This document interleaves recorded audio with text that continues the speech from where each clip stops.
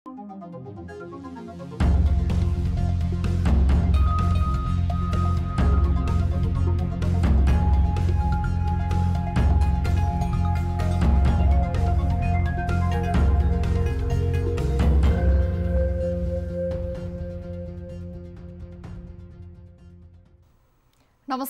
यो news 24 television prime time न्यूजमा स्वागत छ। नेकपा भित्रको विवाद सुल्झिसकेको छैन। अध्यक्ष द्वयदेखि सचिवालय र दोस्रो तहका नेताहरू विवाद समाधान गर्ने प्रयासमा जुटिरहेका छन्। कोही बालुवाटारको दूत बनेर खुमलटार पुगिरहेका छन् त कोही बैठक बोलाउन अल्टिमेटम दिइरहेका छन्। तर विवाद तत्कालै समाधान हुने सम्भावना भने अझै देखिएको छैन। कार्तिक 22 गते अध्यक्ष केपी ओलीलाई सचिवालयको बैठक बोलाउन म्यान्डेट दिएको प्रचण्ड सहित 5 सचिवालय सदस्यको समय सकिँदा पनि थप निर्णय नलिई पुनः नयाँ मिति र डेडलाइनको प्रस्ताव गरिएको छ। बिहीबारसम्ममा सचिवालय बैठक बोलाउन आग्रह गरिएको छ। बैठक बस्नु अघि बालुवाटार पुगेका प्रचण्डले बिहीबारसम्म पार्टीको बैठक राख्न आग्रह गरेका थिए। सोही निर्णयलाई धुम्बाराही बैठकले दोहोर्याएको छ। उता अझै ओली गलेका छैनन्। उनले बैठक बोलाउन अझै सहमति जनाएका छैनन्। यस्तो अवस्थामा यो 2 दिनमा केही नयाँ सहमति जुट्ने अपेक्षा गरिएको छ, किनकि हाल पार्टी फुटाउँदा फाइदा कसैलाई छैन। त्यसैले मिल्नुको विकल्प पनि छैन। अब प्राइम टाइम न्यूजका हेडलाइन्स। सचिवालय बैठक बिहीबार बोलाउन धुम्बाराही बैठक ओलीलाई प्रस्ताव। बैठक बोलाउने जिम्मा अध्यक्ष ओलीद्वारा महासचिव पौडेललाई भने अपेक्षा गरेका थियौं, तर बैठक बसेन अथवा बस्ने कुरामा उहाँले सहमति दिनु भएको छैन। नेपालमा हालसम्म झण्डै 2 लाख कोरोना संक्रमित। 24 घण्टामा 2700 थपिए। निको हुने घट्दा मृतक 22 जना थपिए।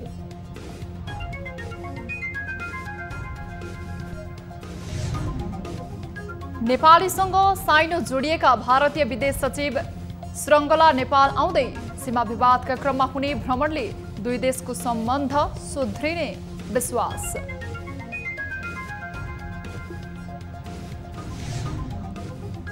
बिना दर्ता सञ्चालित क्रसर उद्योग बन्द गर्न गृह मन्त्रालयको जिल्लाभरका सिडिओलाई निर्देशन। नदीजन्य पदार्थको उत्खनन तथा बिक्रीको मापदण्ड परिमार्जन हुने।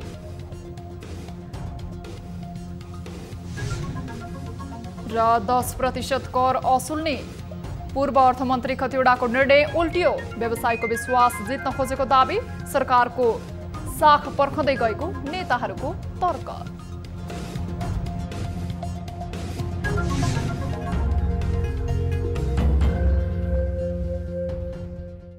हामी निरन्तर न्यूजमा छौं। नेकपा कार्यकारी अध्यक्ष पुष्पकमल दाहाल सहितका 5 सचिवालय सदस्यले 27 गते अर्थात् बिहीबार पार्टी सचिवालयको बैठक बोलाउन प्रस्ताव गरेको छ। मंगलबार अध्यक्ष पुष्पकमल दाहाल सहितका 5 सचिवालय सदस्यको अनौपचारिक बैठकले प्रधानमन्त्री एवं अध्यक्ष केपी शर्मा ओलीलाई 27 गते सचिवालय बोलाउने म्यान्डेट दिएको हो। बैठक अघि अध्यक्ष दाहाल र ओली बीच भएको छलफलमा समेत दाहाल सचिवालय बैठक बस्न पुष्पकमल दाहालले प्रस्ताव गर्नुभएको थियो। तर त्यस विषयमा अध्यक्ष ओलीले कुनै जवाफ नदिनु भएको प्रवक्ता नारायण काजी श्रेष्ठले जानकारी दिनुभयो। बैठक बस्ला भने अपेक्षा गरेका थियौं, तर बैठक बसेन अथवा बस्ने कुरामा उहाँले सहमति दिनु भएको छैन। त्यसपछाडि आज कार्यकारी अध्यक्ष कमरेड प्रचण्डले फेरि कमरेड केपी शर्मा ओलीसँग भेट्नुभयो र यसबारेमा गम्भीरतापूर्वक छलफल गर्नुभयो। गत 22 गते सचिवालयका 5 सदस्य अध्यक्ष प्रचण्ड, वरिष्ठ नेता झलनाथ खनाल, माधव कुमार नेपाल, उपाध्यक्ष वामदेव गौतम र प्रवक्ता नारायण काजी श्रेष्ठले ओलीलाई भेटेर लिखित रूपमा नै सचिवालय बैठक बोलाउन ध्यान आकर्षण गराएका थिए। यता सचिवालय बैठक बोलाउने विषयमा ओलीले महासचिव विष्णु पौडेललाई जिम्मा दिनुभएको बुझिएको छ। पछिल्लो समय पार्टीभित्र देखिएको विवादका कारण पार्टी फुटसम्मको अवस्था पुगेपछि दोस्रो र तेस्रो तहका नेता विवाद मिलाउन सक्रिय हुँदै आएका छन्। सरकारले कोरोनाको परीक्षण र संक्रमितको उपचार निःशुल्क गर्ने निर्णय गरेको छ। कार्तिक 2 गते संक्रमितको उपचार र परीक्षणमा शुल्क लिने निर्णय आलोचना र विवादमा तानिएपछि स्वास्थ्य मन्त्रालयको प्रस्तावमा आफ्नै निर्णय उल्टाउँदै सरकारले पुनः निःशुल्क गर्ने निर्णय गरेको हो। यसैगरी कोरोना विरुद्धको खोप आयातका लागि प्रक्रिया थाल्ने निर्णय पनि मन्त्री परिषदको बैठकले गरेको छ। त्यसका लागि अर्थ, स्वास्थ्य र परराष्ट्र सचिव सम्मिलित एक समिति गठन गरिएको छ। यस्तै बैठकले प्रधानमन्त्री सहित सबै मन्त्रीको चैतसम्मको आधा तलब कोरोना कोषमा जम्मा गर्ने निर्णय गरेको छ। त्यस्तै बैठकले बङ्गलादेशसँग मल किन्ने निर्णय गरेको छ भने स्वदेशकै मल कारखाना खोल्न प्रक्रिया सुरु गर्ने निर्णय पनि गरेको छ। वर्षायाममा किसानले धानमा हाल्ने मल नपाएपछि हाहाकार मचिएको थियो भने यो समस्या ठेकेदार कम्पनीले समयमा मल आयात नगर्दा उत्पन्न भएको थियो। सोही समस्या समाधानका लागि प्रधानमन्त्री केपी शर्मा ओलीले बङ्गलादेशी समकक्षीसँग पैँचोमा मल माग गरेको भए पनि दिन आनाकानी भएपछि किनेरै ल्याउन लागि हो भने निकट भविष्यमा मलमा आत्मनिर्भर हुन स्वदेशमै कारखाना खोल्ने निर्णय लिएको बताइएको छ। नेपालमा कोरोना भाइरसबाट संक्रमित हुनेको संख्या झण्डै 2 लाख पुगेको छ। स्वास्थ्य तथा जनसङ्ख्या मन्त्रालयको विवरण अनुसार पछिल्लो 24 घण्टामा 12,960 जनामा गरिएको परीक्षणमा 2,736 जना संक्रमित थपिएसँगै संख्या 1,79,760 पुगेको हो। यस्तै देशभर सक्रिय संक्रमित हुनेको संख्या 38,035 पुगेको छ। यद्यपि 24 घण्टामा 853 जना निको भएसँगै देशभर 1,60,577 जना निको भएर घर फर्किएका छन्। यता काठमाडौँ उपत्यकामा मात्रै पछिल्लो 24 घण्टामा थप 1,420 जना संक्रमित फेला परेका छन्। यो सँगै काठमाडौँ उपत्यकामा संक्रमितको कुल संख्या 93,775 पुगेको छ। हालसम्म काठमाडौँमा 74,344 जना, ललितपुरमा 10,547 जना र भक्तपुरमा 8,884 जना संक्रमित पुगेका छन्। यीमध्ये 70,890 संक्रमित निको भइसकेका छन् भने 20,260 सक्रिय संक्रमित छन्। उता प्रदेश अनुसार सबैभन्दा धेरै बागमती प्रदेशमा 1,788 र सबैभन्दा कम कर्णाली प्रदेशमा 13 जना थपिएका छन्। त्यसबाहेक 24 घण्टामा प्रदेश 1 मा 253 जना, प्रदेश 2 मा 98 जना, गण्डकी प्रदेशमा 209 जना, लुम्बिनी प्रदेशमा 279 जना र सुदूरपश्चिम प्रदेशमा 96 जना संक्रमित थपिएका छन्। यस्तै स्वास्थ्य मन्त्रालयको विवरण अनुसार 24 घण्टामा 22 संक्रमितले ज्यान गुमाएका छन्। यो सँगै मृतकको संख्या 1,148 पुगेको छ। पछिल्लो 24 घण्टामा लुम्बिनी प्रदेशमा 4 जना, बागमती प्रदेशमा 11 जना, प्रदेश 1 मा 7 जना, सुदूरपश्चिम प्रदेशमा 1 जना संक्रमितले ज्यान गुमाएका छन्। मन्त्रालयको विवरण अनुसार सबैभन्दा धेरै 563 जनाको मृत्यु बागमती प्रदेशमा भएको छ भने सबैभन्दा कम कर्णाली प्रदेशमा 13 जनाको मृत्यु भएको छ। यी बाहेक प्रदेश 1 मा 148 जना, प्रदेश 2 मा 167 जना, गण्डकी प्रदेशमा 65 जना, लुम्बिनी प्रदेशमा 165 जना र सुदूरपश्चिम प्रदेशमा 27 जनाले ज्यान गुमाएका छन्। यसैगरी क्वारेन्टिनमा रहनेको संख्या 1,058 छ। यस्तै संस्थागत र होम आइसोलेसनमा गरी कुल 38,035 जना छन्।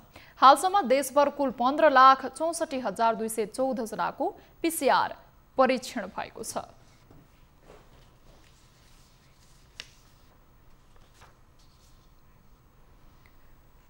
नेपाली भूमि, कालापानी, लिपुलेख, लिम्पियाधुरा क्षेत्र आफ्नो नियन्त्रणमा राखेको भारतले वार्तामा खासै चासो देखाएको छैन। नेपालले आफ्नो भूमि फिर्ताका लागि पटक पटक वार्ताको आह्वान गरे पनि भारतले खासै रेस्पोन्स गरेको छैन। यी भूमि बाहेक अन्य सीमामा भएका समस्याबारे छलफल हुने बाउन्ड्री वर्किङ ग्रुपको बैठक पनि बस्न सक्ने अनुमान गरिएको छ। नोभेम्बरको अन्तिम साता भारतीय विदेश मन्त्रालयका सचिव नेपाल भ्रमणमा आउने भएका छन्। यसले भारतले राजनीतिक भन्दा बढी कर्मचारी तन्त्रलाई नै नेपाल नीतिमा सक्रिय बनाउन खोजेको पछिल्ला भ्रमणहरूले सन्देश दिएको बुझ्नेहरू पनि छन्। एक रिपोर्ट। नोभेम्बर महिनाको अन्तिमतिर भारतीय विदेश मन्त्रालयका सचिव हर्षवर्धन श्रृङ्गला नेपाल भ्रमणमा आउने भएका छन्। भारतीय सञ्चार माध्यमहरूले दुई देशको सम्बन्धमा आएको तिक्तता हटाउन उनको भ्रमण फलदायी बन्न सक्ने विश्लेषण गरेका छन्। उनीहरूले भारतीय विदेश मन्त्रालयको स्रोत उल्लेख गर्दै श्रृङ्गलाले नोभेम्बरको 26 र 27 गते 2 दिने भ्रमण गर्ने उल्लेख गरेका छन्। परराष्ट्र मन्त्रालयले भने भारतीय विदेश सचिवको नेपाल भ्रमणबारे तयारी भए पनि टुङ्गो नलागिसकेको जनाएको छ। भारतले पछिल्लो समय ब्युरोक्रेसी अर्थात् कर्मचारी तन्त्र मार्फत नेपाललाई हेर्न खोजेको विश्लेषण पनि हुन थालेको छ। नरेन्द्र मोदी भारतको प्रधानमन्त्री बनेपछि राजनैतिक रूपमा नेपाल सहित आफ्ना छिमेकलाई हेर्ने दृष्टिकोण बनाए पनि नेपाल नीतिमा पछिल्ला भ्रमणहरूले कर्मचारी नै हावी भएको सन्देश दिन खोजिएको केही जानकारहरूले बताएका छन्। कार्तिकको पहिलो साता रिसर्च एन्ड एनालाइसिस विङ्स रका प्रमुख सामन्त गोयलले नेपाल भ्रमण गरे। उनको भ्रमणलाई गोप्य भन्दा भन्दै पनि प्रधानमन्त्री केपी शर्मा ओलीसँगको भेटवार्ता सार्वजनिक गरियो। यसले नेकपामा समेत विवाद उत्पन्न गर्यो। त्यस लगत्तै नोभेम्बर 4 मा 3 दिने भ्रमणका लागि भारतीय स्थल सेना प्रमुख MM नरवणे नेपाल आए। अब यसै महिनाको अन्तिमतिर विदेश सचिव श्रृङ्गला आउने निश्चित रहेको भारतीय सञ्चार माध्यमहरूले विदेश मन्त्रालय स्रोतको हवाला दिँदै उल्लेख गरेका छन्। उनको भ्रमणपछि बाउन्ड्रिङ वर्किङ ग्रुप BWG बैठक बस्न सक्ने बताइएको छ। परराष्ट्र मन्त्रालय स्रोतका अनुसार विदेश सचिव श्रृङ्गलाको यही भ्रमणमा BWG को बैठक राख्नका लागि प्रयास भइरहेको छ। 2 दिने भ्रमणका क्रममा श्रृङ्गलाले समकक्षी भरतराज पौडेलसँग भेटवार्ता गर्नेछन्। त्यस्तै उनले परराष्ट्र मन्त्री प्रदीप गेवाली, प्रधानमन्त्री केपी शर्मा ओली र राष्ट्रपति विद्यादेवी भण्डारीसँग पनि शिष्टाचार भेटवार्ता गर्ने बताइएको छ। नेपालले भने भारतले अतिक्रमण गरेको कालापानी सहित लिपुलेख र लिम्पियाधुरा क्षेत्र फिर्ता गराउन पटक पटक राजनैतिक तहमै वार्ताको प्रयास जारी राखेको छ। भारतले भने कर्मचारी तन्त्र मार्फत नै नेपालसँग डिल गर्न चाहेको सन्देश दिन खोजेको जानकारहरू बताउँछन्। गृह मन्त्रालयले अवैध रूपमा सञ्चालन भइरहेका क्रसर उद्योगको अनुगमन गरी तत्काल बन्द गराउन देशभरका प्रमुख जिल्लाधिकारी सिडिओलाई निर्देशन दिएको छ। मंगलबार गृह मन्त्रालयमा बसेको नदीजन्य पदार्थको उत्खनन, सङ्कलन, उपयोग, बिक्री, वितरण तथा व्यवस्थापन सम्बन्धी बैठकले सिडिओलाई उद्योग बन्द गराउन निर्देशन दिएको हो। यस्तै बैठकले क्रसर उद्योगको अनुगमन गरी अध्यावधिक विवरण गृह मन्त्रालयमा पठाउन समेत निर्देशन दिएको छ। बैठकले मापदण्डको आवश्यक परिमार्जन गर्नका लागि प्रारूप तयार गर्न संघीय मामिला तथा सामान्य प्रशासन मन्त्रालयलाई 15 दिनको समय दिएको छ। त्यस्तै क्रसर उद्योगहरूको पनि अनुगमन गरेर गृह मन्त्रालयमा रिपोर्ट बुझाउन 7 दिनको म्याद दिएको छ। नदीजन्य पदार्थको उत्खनन, सङ्कलन तथा बिक्री वितरणको मापदण्ड परिमार्जन हुने भएको छ। बैठकमा गृहमन्त्री रामबहादुर थापा, ऊर्जा, जलस्रोत तथा सिँचाइ मन्त्री वर्षमान पुन, वन तथा वातावरण मन्त्री शक्ति बहादुर बस्नेत, मन्त्रालयका सचिव र पदाधिकारीको उपस्थिति रहेको थियो। भौगोलिक रूपमा विकट र दुर्गम क्षेत्रमा पर्ने म्याग्दीका विद्यालय कोभिडका कारण तालचा लागेको 8 महिना भयो। विश्वव्यापी महामारीका कारण बन्द भएको विद्यालयमा गएको चैत महिनादेखि विद्यालयमा अध्ययनरत 250 जना विद्यार्थीहरूमा वैकल्पिक शिक्षाको कुनै पनि अभ्यास नभएका कारण पढाइबाट वञ्चित भएका छन्। एक रिपोर्ट। म्याग्दीका अधिकांश विद्यालयले घर दैलो, घुम्ती शिक्षाका साथै विभिन्न माध्यमबाट सञ्चालन गरिएको वैकल्पिक शिक्षामा उत्साहका साथ पठन पाठनमा सहभागी भएका छन्। तर मकबाङमा आधारभूत तहदेखि माविसम्मका विद्यार्थीले नियमित पढ्न पाएका छैनन्। कोरोना लगायत अनेक बहानाले कार्तिकको दोस्रो सातासम्म शिक्षक विद्यालयमा नपुगेपछि विद्यार्थी वैकल्पिक शिक्षाबाट समेत वञ्चित भएको अभिभावकको गुनासो छ। तराई क्षेत्रबाट भित्रिने शिक्षक कर्मचारीमा कोरोनाको जोखिम हुने भन्दै सदरमुकामबाटै फर्किएका छन्। विद्यालयसम्म जाने वातावरण नभएपछि घर फर्किएका शिक्षकलाई स्थानीयको दबावमा होम क्वारेन्टिनमा बसेका छन्। विद्यार्थीले खेलेर घरायसी काम गरेर दिन बिताउने गरेको व्यवस्थापन समितिको भनाइ छ। स्थानीय टिचर चाहिँ नभएको कारणले चाहिँ स्कुल चाहिँ अस्तव्यस्त नै भइरहेको छ। यो कोरोना भाइरसको एउटा नाटकले गर्दाखेरि जस्तै लाग्छ मलाई। किन भन्दाखेरि यो कोरोना भाइरस हामीले त्यति असर पारेको छैन, असर पार्नेवाला पनि छैन मलकोवाङमा।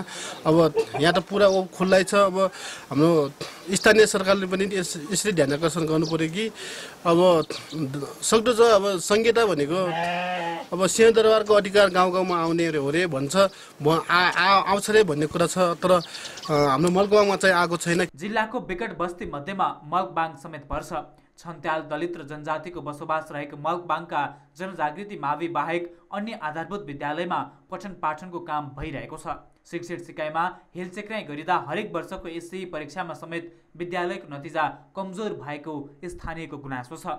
स्थानीय शिक्षक नभए पनि त बाहिरको शिक्षकलाई पनि एउटा PCR चेक गरेर क्वारेन्टाइन राखेर कसरी हुन्छ चाहिँ अब यहाँ चाहिँ अब सबै जमघट नगरेर भयो पनि थोरै गरेर भयो भने चाहिँ यहाँका चाहिँ विद्यार्थीहरूलाई चाहिँ अब पठन पाठन गर्न सकिन्थ्यो, होमवर्कहरू दिन सकिन्थ्यो, एउटा एक खालको वातावरण बनाउन सकिन्थ्यो। तर स्थानीय सरकारले चाहिँ न यहाँ चाहिँ अब स्वास्थ्यलाई चाहिँ अब कोही चासो दिएको छ, न शिक्षालाई चासो दिएको छ। यति बेला चाहिँ अब स्वास्थ्य पनि चाबी लगाइराखेको छ। अब लगभग चाहिँ अब यो स्वास्थ्यलाई चाहिँ चाबी लगाएको पनि अब लगभग चाहिँ 2 हप्ता हुन लाग्यो। अनि यो शिक्षालाई अब चाबी लगाएको त झन् अब तपाईँको अब 8 महिनै भइसक्यो। सुगमका विद्यालयमा जनशक्ति धेरै भए पनि दुर्गममा अभावै अभाव छ।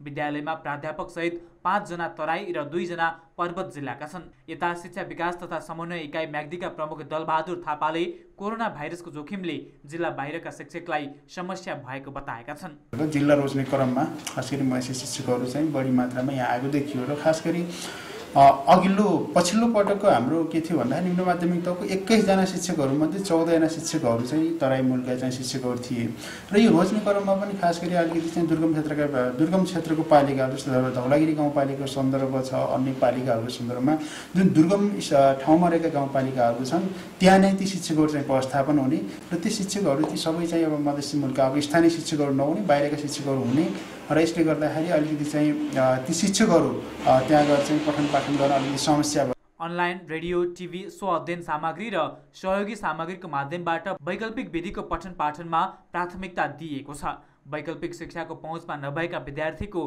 पढाइको स्तर खस्कने, पढाइमा रुचि घट्न सक्ने जोखिम रहेकाले तिहार लगत्तै कक्षा सञ्चालनको वातावरण बनाउन स्थानीय तहसँग समन्वय भइरहेको कार्यालयले जनाएको छ। म्याग्दीबाट टिभी जर्नलिस्ट हरिकृष्ण गौतमको रिपोर्ट। न्युजहरू अझै बाँकी नै छन्, अहिलेलाई ब्रेक।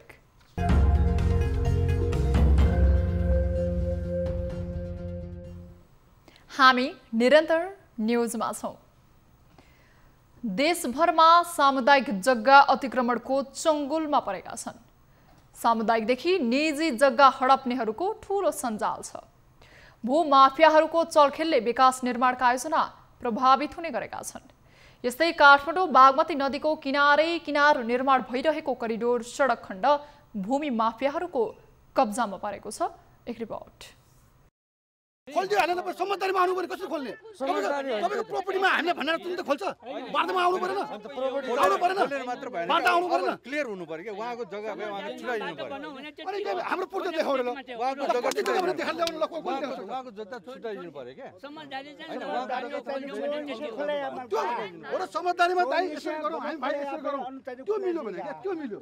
यो विवाद बागमती नदीको किनार निर्माण भइरहेको करिडोर सडक खण्डको हो, जहाँको करिडोर सडक खण्ड तथा सामुदायिक जग्गा अतिक्रमणमा परेको छ, जसको विषयलाई लिएर त्यहाँका स्थानीयले कल 24लाई गुनासो गरेका थिए। त्यही विषयको आधारमा कल 24 को टिमले स्थलगत रिपोर्टिङ गरेको छ, जहाँको करिडोर सडक खण्ड र सामुदायिक जग्गा अतिक्रमण भएको पाइएको छ। अतिक्रमण परेको जग्गा फिर्ताका लागि त्यहाँका स्थानीयले स्थानीय सरकारदेखि केन्द्रीय सरकारलाई बारम्बार झकझक्याउँदा पनि कुनै सुनवाई नभएको उनीहरूको गुनासो छ। वडाले वास्तै गरेन, नगरपालिकाले पनि वास्तै गरेन। त्यसपछि अब यसले खाने नै भयो कि भनेर हामीले सतर्कता केन्द्रमा निवेदन राखेपछि सतर्कता केन्द्रबाट नगरपालिकालाई चिठी आएपछि त्यो पनि 1 वर्षसम्म गायब गर्थ्यो। 1 वर्ष कहाँ गयो कहाँ फेरि अनि यही साथीहरू लागेर त्यो चिठी आफै बोकेर ल्याएर चाहिँ वडामा ल्याइयो। आफ्नै जग्गा हो भनेर यहाँ ठाउँ-ठाउँमा वालहरू लगाएर तरकारीहरू रोपेर बारेर राखिराख्नु भएको छ। यहाँ चाहिँ पहिला आजभन्दा वर्षौँदेखि अगाडि चाहिँ यो खाली जग्गामा पुरै गाडी बाइकहरू हिँडेर पुरा रोड छ हाम्रो यो टोलमा। अब के गर्न लाग्नु भएको यहाँको यो जग्गा धनीले अब के आधाले रोक्नु भयो के उसले गर्नुभयो, यो त सरकारबाट त यो त सार्वजनिक हो नि त। यो त करिडोर मार्ग चाहिँ कोलाई बाटो यहाँसम्म करिडोर पर्यो, अब यो पनि खोल्नु पर्यो भन्ने चाहिँ म जानकारी गराउँछु। मेन कुरो चाहिँ अब यो ठाउँ-ठाउँमा चाहिँ यसरी चाहिँ वाल लगाएर चाहिँ कम्पाउन्ड घेरेर बसिरहेको छ मान्छेहरू, अब करिडोरको लागि बाटो खोलिदिनु पर्यो। यति मात्र होइन, करिडोर सडक खण्डको जग्गा कब्जा गरी काउली बन्दा खेती समेत गरिएको छ भने यता देश कुमार श्रेष्ठले करिडोर र सामुदायिक जग्गा अतिक्रमण गरी निजी संरचना संरचना निर्माण गरेका छन्। साथै देशकुमारले 9 आना जग्गा किनेकोमा अहिले करिडोर र समुदायको जग्गा कब्जा गरी 19 आना जग्गा आफ्नो नाममा पारेका छन्। यता देशकुमार श्रेष्ठले भने आफ्नो जग्गा करिडोर सडक खण्डमा परेकाले त्यही जग्गा अतिक्रमण गरेको स्वीकारेका छन्। साथै अन्य स्थानीयले अतिक्रमण गरेको जग्गा फिर्ता गरे आफू पनि जग्गा छोड्न तयार रहेको उनको भनाइ छ। अब यहाँ नाबिन नक्साको आधारले चाहिँ नि 4 आना मिचेको छ भने 4 आना होइन 4 आना भन्दा पनि बढी मिचेको छ भने पनि या 4 आना मात्र मिचेको छ भने पनि म चाहिँ नि यो बाटोको लागि अझ चाहिँ नि म छोड्न तयार छु। साथै केही स्थानीय भूमाफियाले वर्षौंदेखि प्रयोगमा हुँदै आएको करिडोर सडक खण्डलाई कब्जा गरेको उनीहरूको भनाइ छ। पहिले नदी क्षेत्रमा रहेको जग्गाको विषयमा केही नबोलेका भूमाफियाले नदी किनारमा नदी तटबन्ध निर्माण भएपछि करिडोर अतिक्रमणमा पर्दै गएको छ। यस विषयमा स्थानीयले स्थानीय सरकारदेखि विभिन्न निकायको ध्यानआकर्षण गर्दा पनि कुनै निकायबाट पहल भएको छैन। पूर्वी पहाडी जिल्ला तेह्रथुमको लालीगुराँस नगरपालिकामा स्थानीय सरकारद्वारा निर्माण गरिएको युवा संग्रहालय ऐतिहासिक तथा पुरातात्विक संग्रहालयको रूपमा परिचित हुन थालेको छ। संग्रहालयमा आदिम कालदेखि प्रयोगमा आएका वस्तुहरू, गोर्खाली र लिम्बुवान फौज बीच लडाईँ हुँदाको हात हतियारहरू र मानव जीवनमा जन्मदेखि मृत्युसम्म प्रयोग गरिने वस्तुहरूलाई संग्रहित गरिएको छ। एक रिपोर्ट। लालीगुराँस नगरपालिकामा निर्माण गरिएको ऐतिहासिक युमा संग्रहालयमा लिम्बू समुदायसँग सम्बन्धित पुरातात्विक सामग्रीहरू राखिएका छन्। प्रदेश नम्बर 1 को प्रमुख पर्यटकीय गन्तव्यको रूपमा परिचित तीनझुरे मिल्के जलजलै क्षेत्रको प्रवेशद्वारको रूपमा रहेको बसन्तपुर बजार नजिकै निर्माण गरिएको यो संग्रहालयले पर्यटन प्रवर्धनमा समेत टेवा पुर्याएको छ। यो संग्रहालय आदिम सभ्यताको रूपमा रहेको लालीगुराँस नगरपालिकाका प्रमुख अर्जुन माबोहाङको भनाइ छ। म गर्वका साथ के भन्छु भन्दाखेरि नेपालमा सम्भवत यो संग्रहालयमा जति हामीले सङ्कलन गरेको सामान नेपालको कुनै पनि संग्रहालयमा छैन हैन। अब कुनै सामान बढी होला हैन, कुनै संग्रहालय त्यो अर्कै कुरा हो, तर जुन संग्रहालयको विविधता पक्ष हेर्ने भने त्योदेखि बाहेक जुन एउटा चोलुङ पार्क जुन छ, चोलुङ पार्कमा चाहिँ करिब हाम्रो यो लिम्बू जातिको एउटा आदिम जुन सभ्यता जुन मुन्दुममा जे कुराहरू भेटिन्छ ती कुराहरू यहाँ बनाइएको हो हैन। संग्रहालयमा गोर्खाली फौज र लिम्बुवान बीच लडाईँ हुँदाका समयमा प्रयोग गरिएका हात हतियार, लिम्बू समुदायका पूर्वजहरूले प्रयोग गरेको वेशभूषाहरू राखिएका छन्। त्यस्तै मानव जीवनमा प्रत्यक्ष रूपमा आवश्यक हुने पुरातात्विक तथा ऐतिहासिक बहुमूल्य सामग्रीहरू संग्रहालयमा सङ्कलन भइरहेका छन्। संग्रहालय निर्माणले इतिहासलाई जीवन्त राखेको संग्रहालय अवलोकनमा पुगेका पर्यटक महेन्द्र लिम्बूले बताउनु भयो। यहाँका लिम्बूका जन्मदेखि मृत्युसम्मका र लिम्बू इतिहाससँग जोडिएको अनि हाम्रा पुर्खाहरूको पुराना धेरै अनगिन्ती चिजहरू पनि यहाँनिर मैले अवलोकन गर्न पाएँ। यो तपाईँ हामी लिम्बू समुदायले एउटा गर्वको विषय मान्नुपर्छ। यो युवा सङ्ग्रहालयले तपाईँ हामीलाई सदा जीवन्त राख्ने मैले अनुभूति पाएँ। लालीगुराँस नगरपालिकाले यहाँ बसोबास गर्दै आएका विभिन्न जात जातिको इतिहासलाई संरक्षण गर्ने उद्देश्यका साथ संग्रहालय निर्माणका लागि वार्षिक रूपमा बजेट विनियोजन गर्दै आएको छ। संग्रहालय अवलोकन गर्न आन्तरिक तथा बाह्य पर्यटकहरूको आकर्षण बढ्दो छ। हामीले जुन अपेक्षा गरेका थियौँ त्यो अपेक्षाभन्दा धेरै नै राम्रो भएको छ। जस अलिकति अहिले लकडाउनले हो, लकडाउन पनि के भन्नु कोरोनाले गर्दा हो हैन, नत्र त पहिला त लगभग दिनमा सुरुमा त 200, 300, 400, 500 सयौंको भिडहरू हुन्थ्यो। म आफैले कतिवटा युट्युबमा चाहिँ दिने इन्टरभ्यू दिनै गाह्रो हुन्थ्यो। यहाँ राखिएका आदिम सभ्यताका सामग्री अवलोकनका लागि तराईका जिल्लाहरू र पूर्वी पहाडी जिल्लाका पर्यटकहरू समेत दैनिक आउने गरेका छन्। यो संग्रहालय एक संग्रहालय मात्र नभई मुलुककै प्रसिद्ध पर्यटकीय क्षेत्रमा समेत विकास गर्न सकिने सरोकारवालाहरूले बताउने गरेका छन्। तेह्रथुमबाट टिभी जर्नलिस्ट भागेश्वर लिम्बूको रिपोर्ट। अब बिजनेस न्यूज। 24 बिजनेस का साथ में मेरो देश मेरो Jagadamba cement, marble FlowGuard plus CPVC and lead free piping system. सकारात्मक सोचौं, सुरक्षित रहौं। 2 वर्ष रिचार्ज में डबल खुशी पाउनुहोस्। देश हो खुशी अन गरौं। हो आफ्नो विश्वास हो त्रिशक्ति सिमेन्ट। ढुङ्गाबाट बन्छ, निर्माणपछि चट्टान स्वरूप हुन्छ। अग्नि सिमेन्ट।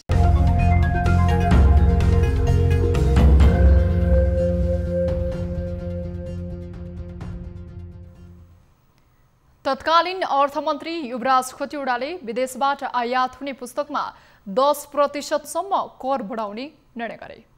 निर्णयको खुबै आलोचना भयो।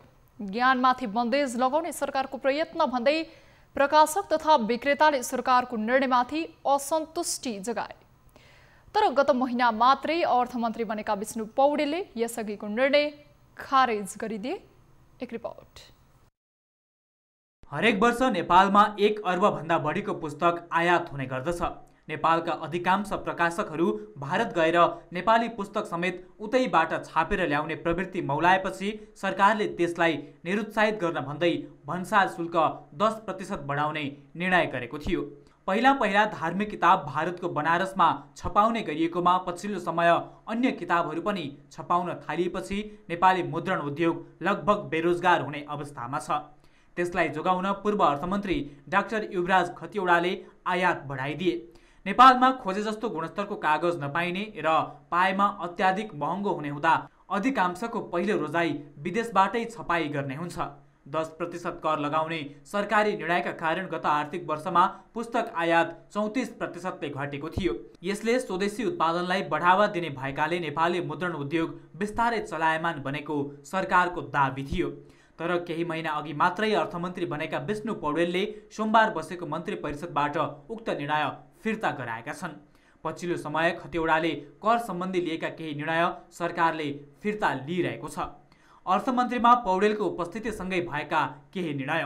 असोज 15 को मन्त्री परिषदले विद्युतीय सवारी साधनमा लगाएको कर हटायो। सबै स्थानीय तहमा 15 शैय्याको अस्पताल कार्यान्वयनमा। असार मसान्तभित्र गरिब परिचय पत्र वितरण। 7 दिनभित्र कोरोना बिमा दाबी भुक्तानी। मन्त्री परिषदको वर्षको आधा तलब कोरोना कोषमा। धेरैले यसलाई अलोकप्रिय निर्णय सच्याउन ओली सरकार लागि परेको दाबी गरे पनि केहीले भने पौडेलले व्यवसायीहरूमा आफ्नो छवि राम्रो बनाउने प्रयासका रूपमा हेरेका छन्। खतिवड़ालाई देख्नै नसक्ने अवस्थामा पुगेका व्यवसायीलाई यी र यस्तै करमा छुट दिँदा व्यवसायप्रति विश्वास बढाउने पौडेलको रणनीतिको रूपमा हेरिएको छ। संसदबाट पारित बजेट कार्यान्वयन गर्नुपर्ने दायित्वका बीच पौडेलले केही जनपक्षीय काम मार्फत आशाका किरण देखाएको व्यवसायीको दाबी छ। झण्डै 2/3 सरकारको अर्थमन्त्रीका रूपमा 3वटा बजेट ल्याएका पूर्व मन्त्री खतिवड़ाले राजनीतिक परिवर्तनलाई आत्मसाय गर्न नसकेको आरोप नेकपा भित्रै लागेको थियो। पौडेलले राजनीतिक परिवर्तनको अनुभूति हुने र जनतालाई तत्कालै राहत पुग्ने खालका काम मार्फत आशा जगाएको पार्टी भित्रै पनि चर्चा चुलिएको छ। अब स्पोर्ट्स न्यूज।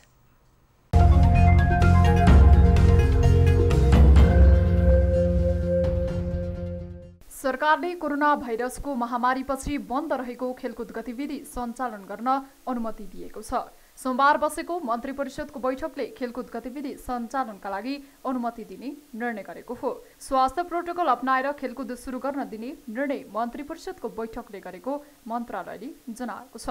कोरोना भाइरसको संक्रमणका कारण सरकारले गत चैतबाट खेलकुद गतिविधिमा रोक लगाएको थियो। सरकारले चैतबाट गरेको लकडाउन गत साउनमा खुला गरे पनि खेलकुद गतिविधिलाई पूर्ण रूपमा खुला गरेको थिएन।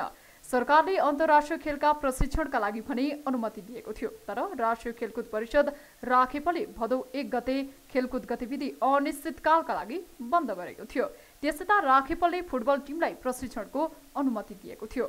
फुटबल टिम मैत्रीपूर्ण खेलका लागि बङ्गलादेशमा छन्।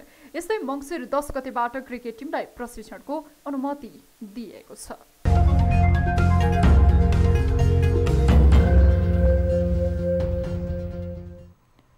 अब विद्या बस्नेतका साथमा फटाफट न्यूज।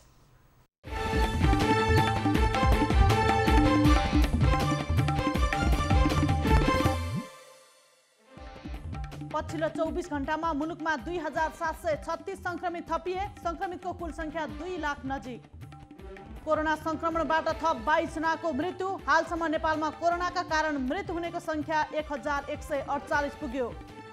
काठमाडौँ उपत्यकामा पछिल्लो 24 घण्टामा थप 1420 संक्रमित थपिए। उपत्यकामा संक्रमितको कुल संख्या 93775 पुग्यो। कोरोना भाइरस कोभिड-19 को संक्रमणबाट पछिल्लो 24 घण्टामा देशभर 853 जना निको। डिस्चार्ज हुनेहरूको कुल संख्या 1,60,577 पुग्यो। कोरोनाको परीक्षण र संक्रमितको उपचार निःशुल्क गर्ने सरकारको निर्णय। कोरोना विरुद्धको खोप आयातका लागि समिति गठन। कानुन अनुसार असार 10 गते भित्रै आउनुपर्ने स्थानीय सरकारको बजेट अझै आएन। बजेट ल्याउन ढिलाइ गरेका 35 स्थानीय सरकारसँग सङ्घीय सरकारले माग्यो स्पष्टीकरण।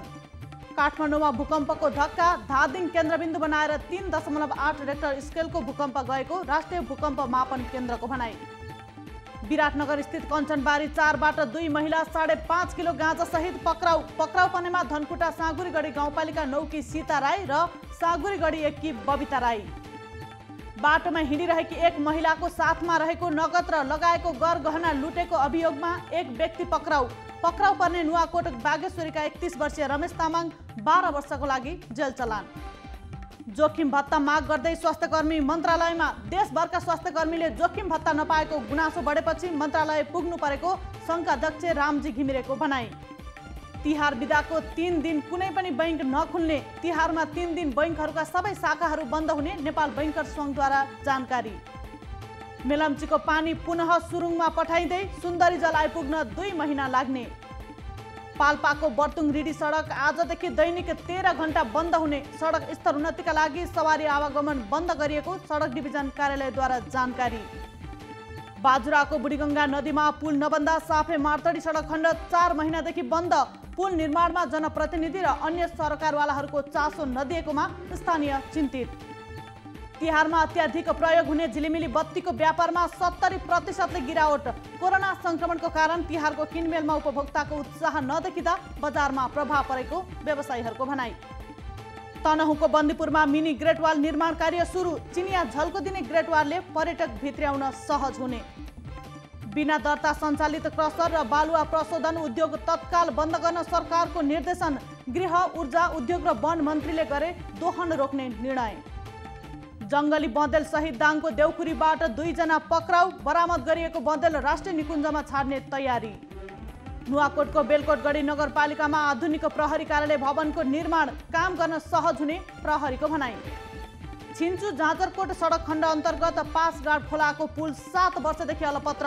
गलत डिजाइनका कारण लामो समयदेखि पुल निर्माणको काम अझै सम्पन्न भएन। खोटाङ र भोजपुरको सिमानामा पर्ने टेम्के भ्यू टावर शिलान्यासपछि प्रदेश नम्बर 1 का मुख्यमन्त्री शेरधन राई विवादमा। सांसद तथा नेताहरूलाई जानकारी नगराई शिलान्यास गरेको आरोप। सुनको भाउ एकै दिन 3400 ले घट्यो। नेपाल सुन चाँदी व्यवसायी महासङ्घका अनुसार छापावाला सुन प्रति तोला 94,800 रुपैयाँ र तेजाबी सुन प्रति तोला 94,300 रुपैयाँमा कारोबार। नेपाल भारत परराष्ट्र मन्त्री स्तरीय बैठकको तयारी। भारतीय विदेश सचिव हर्षवर्धन श्रृङ्गला नोभेम्बर अन्तिम साता नेपाल भ्रमणमा आउने। र भारतको बिहार विधानसभा निर्वाचनको मतगणना जारी। भाजपा र आरजेडी बीच कडा प्रतिस्पर्धा।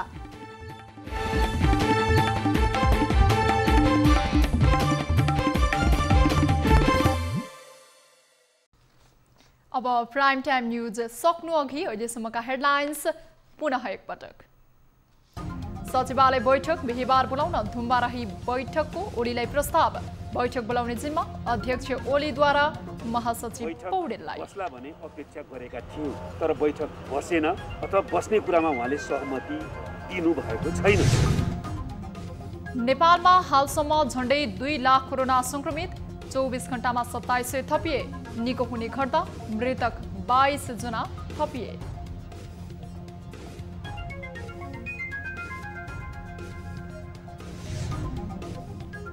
नेपालीसँग साइनो जोडिएका भारतीय विदेश सचिव श्रृङ्गला नेपाल आउँदै। सीमा विवादका क्रममा हुने भ्रमणले 2 देशको सम्बन्ध सुध्रिने विश्वास।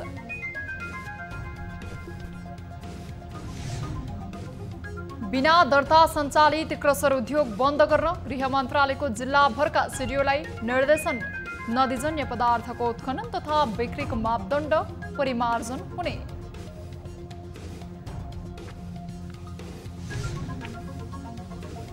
र 10% कर असुल्ने पूर्व अर्थमन्त्री खतिवडाको निर्णय उल्टियो। व्यवसायको विश्वास जित्न खोजेको दाबी। सरकारको साख फर्कँदै गएको नेताहरूको तर्क।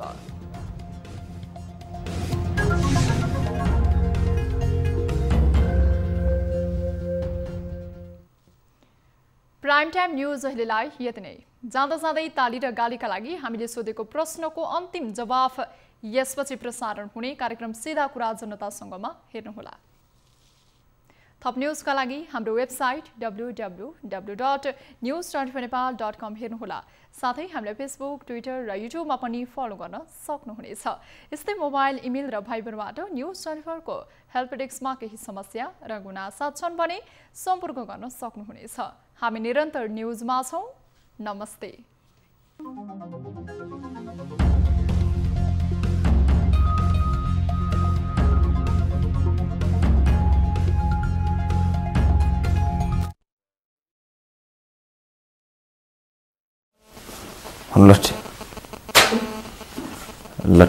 पातलो यो टिस्यु कोरोनाले सृजना गरेको संकटमा पल पलका न्युज अपडेट र हर क्षेत्रको कभरेजका लागि News24 नेपाल युट्युब च्यानललाई सब्स्क्राइब गर्नुहोला।